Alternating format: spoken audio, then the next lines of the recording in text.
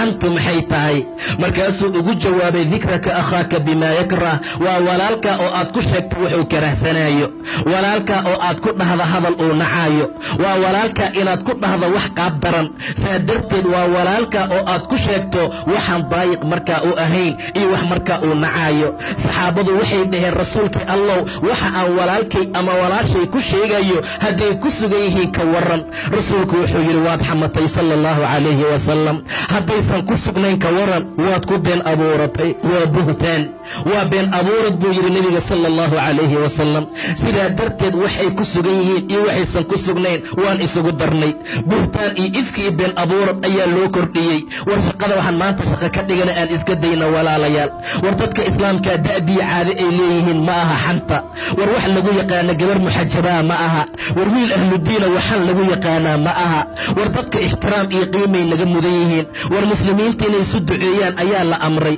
inay ceebaha isku qariyaan baa la amray qof allaala qofkii qof muslima ceebtiisa u qariya ilaahay baa adduuniya aakhira u qariya subxaana wa tacaala war qof allaala qofkii qof mu'min ah kurba ka fayda ilaahay baa ta qiyaamo ka fayda subxaana wa tacaala war qof walbaaba qofkii walaalkii danihiisa ka shaqeeya ilaahay baa dantiisii xaajadiisa uga shaqeeya subxaana wa tacaala aadaabtana la baraya fiiriya wanaagga ilaahayna amraya fiiriya subxaana wa tacaala in allaala intaan walaalahayn xaajaadkooda iyo danahooda qaban lahayn waa dhibnay in allaala intaan imaani lahayn oo khayr iyo wanaag aan ku sheegi lahayn waan xamanaynaa in allaala intaan khayrkii wanaagga isu dardaarmi lahayn shartii xumaantaan isu dardaarmaynaa rasuulku haddaysan ku sugnayn waxaad ku sheegaysa waad ku been abuuratay buu yidhi waxaad la timid iftaro waxaad la timid buhtaan sidaa darteed dadka xaaladoodu ay sidaa tahay cadaab buu ilaahay u ballanqaaday waaladiina yu'duuna almu'miniina waalmu'minaat bigayri ma iktasabuu faqad ixtamaluu buhtaanan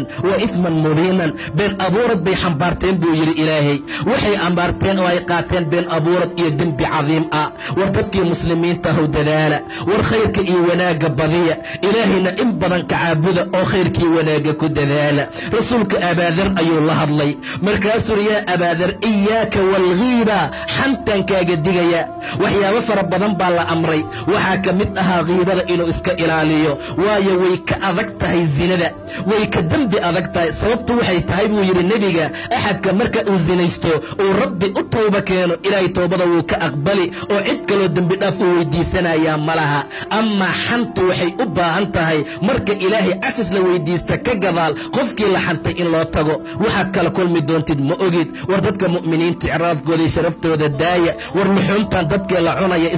iska dhaafno war waxaan maantaan caadada ka dhiganay aan iska dayno war waxaan maanta carabkeenna ku fududaaday aan iska ilaalino wallaahi in badan waxay dadka cadaabka ku galaan waa carabka waxa cadaabka lagu mutaysta waa carabka subax walba xibnaha ayagoo khushuucsan yay hoos imaanayaan carabka markaasay leeyihiin ittaqillaah war carabow ilaahay nooga baq